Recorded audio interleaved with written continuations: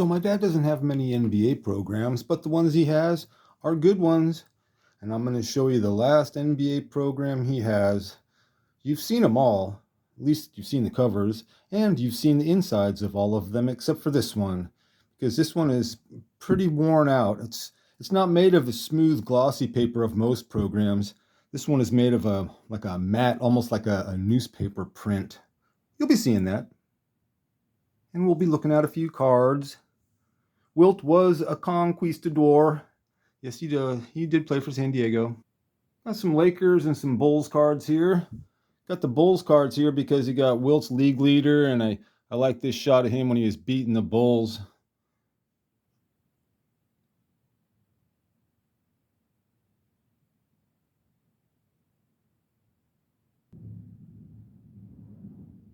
From their championship year, 71-72 season. And we'll drop in some various Laker cards over the years. Covered up Jim Price with oh, that's Happy Hairston. Got the man known as Lou Alcindor.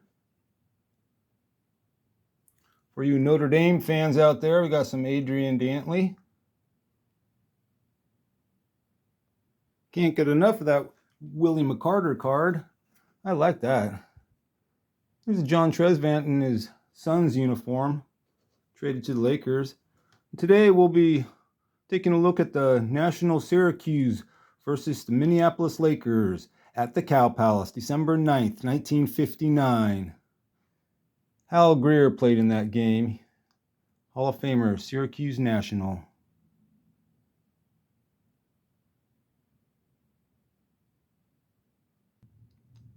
December 9th, 1959, Cow Palace. Lakers upset Syracuse. Elgin Baylor scores 29 points. The man on the cover, Rudy LaRusso, rookie. Five-time All-Star, would score 50 points in a game, 1962. Probably never heard of Rudy LaRusso. So like I said, my dad didn't go to too many NBA games, but the ones he went to were good ones. These are programs from the very first NBA game on the West Coast. 1959, Cow Palace. These two teams would meet for the first time in the NBA championship that season, 1959 championship. This is the second game that was played on the West Coast the following season, the 59-60 season. That's what this is from, 1959-1960.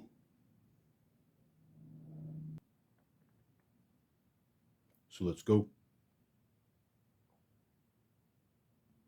Today's item we'll be looking at, it's a little oversized program, a little bit bigger than a normal program. And like I said, it's not the glossy paper, some kind of almost like a newsprint. The back. Most of the programs have a backing board. Most of them I use two backing boards for extra sturdiness. But then there's certain ones that have really nice backs like this that I had custom backs made out of acrylic.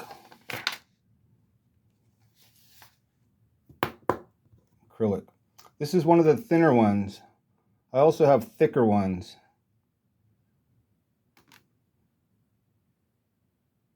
Before we get into this program, could I offer you a piece of gum? Yes, one of the players I do not like.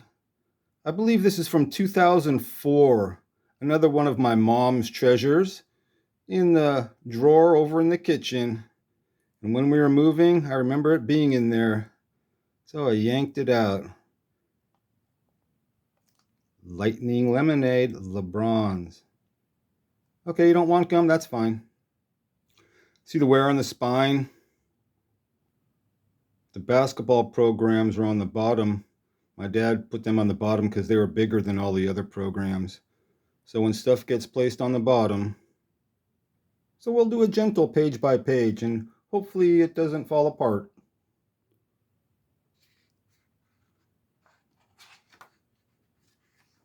Yeah, see? Yep. Dick Garmaker. The Two Lives of Dick Garmaker.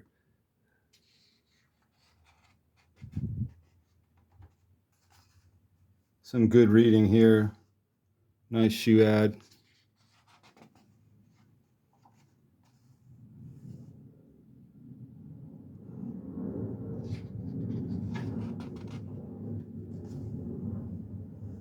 Here goes some Dolph Shays, Hall of Famer. Larry Costello, Hall of Famer.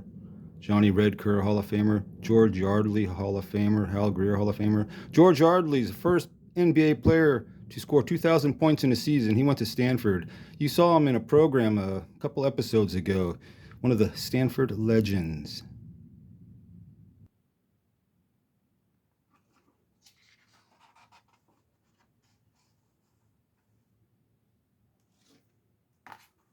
Here's my Hal Greer. Hal Greer. They were Lakerettes before they were called Laker Girls.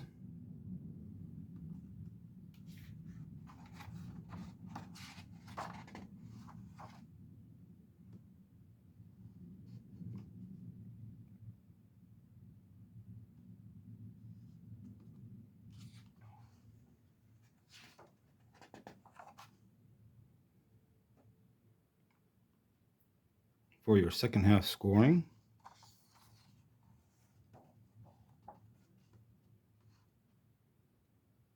Larry Faust, 8-time NBA All-Star, not in the Hall of Fame. Tom Hawkins, Notre Dame, first black All-American from Notre Dame, still leads the school in rebounds.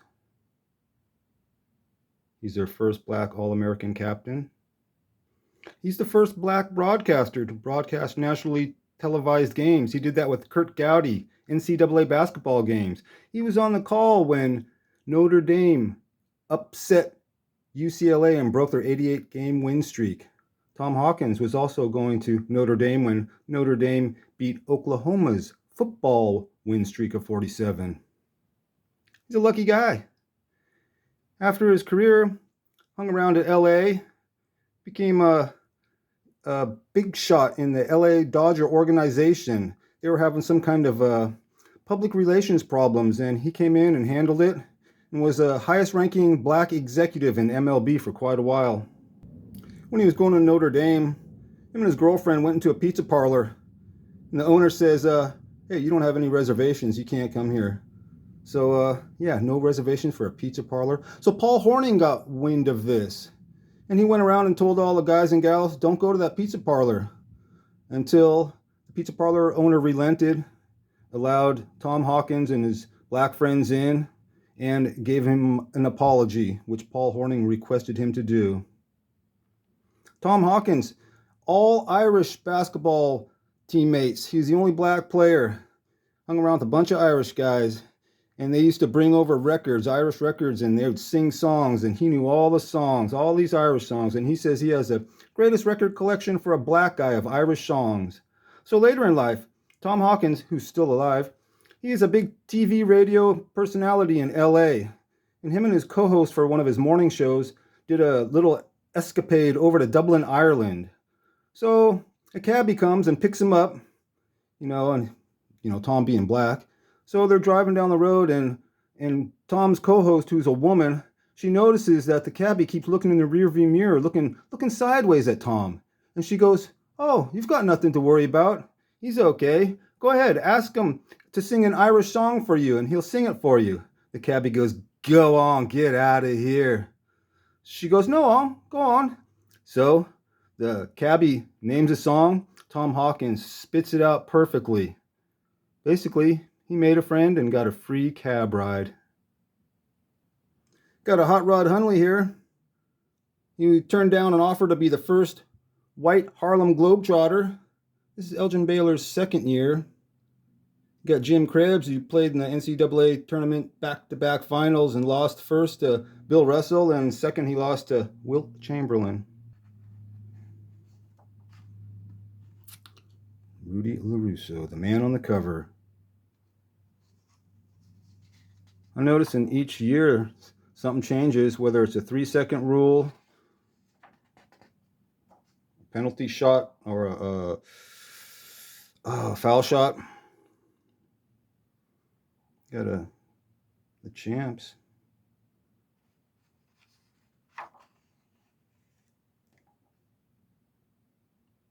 Here's a hot rod. Jim Pollard was the coach for the Lakers for a while. He also went to Stanford, another Stanford great. I love Hot Rod coming up court with the ball spinning. Yeah, that's great. Hot Rod Hundley, great announcer. I miss him announcing. Jim Krebs retired at 26 and just stayed with the family.